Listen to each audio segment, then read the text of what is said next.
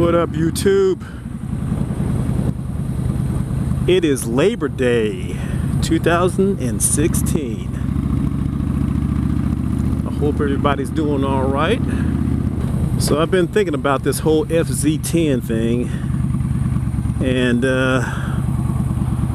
I'm not sure that I will be selling any bikes to make room for that.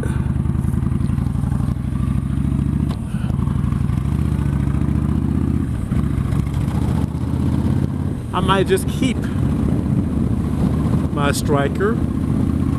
I'm definitely going to keep the Super Tenere and just go ahead and buy the FZ10 and have 3 bikes.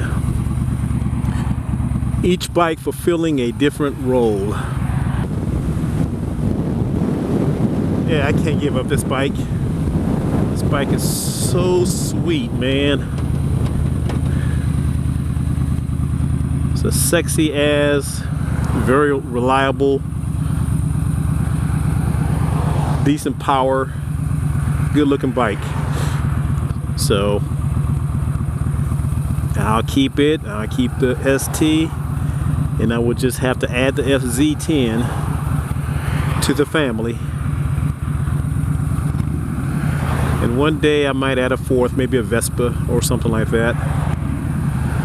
And in 4 or 5 years, trade a couple of them in and get a 2-up touring bike, like a Gold Wing or something like that.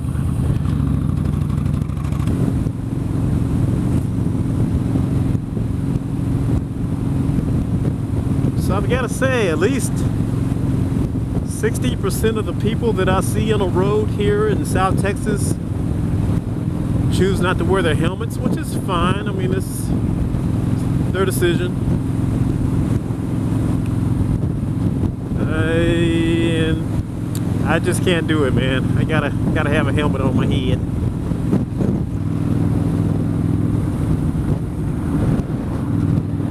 So my question for today, YouTube, is how many motorcycles do you own? And also, how many motorcycles is too much?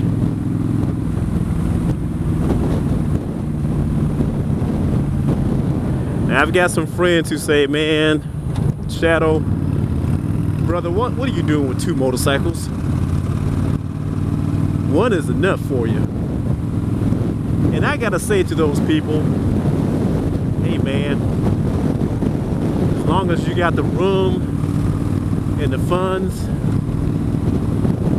for multiple motorcycles, then it's all good. N+1, baby. The number that you have plus 1 more.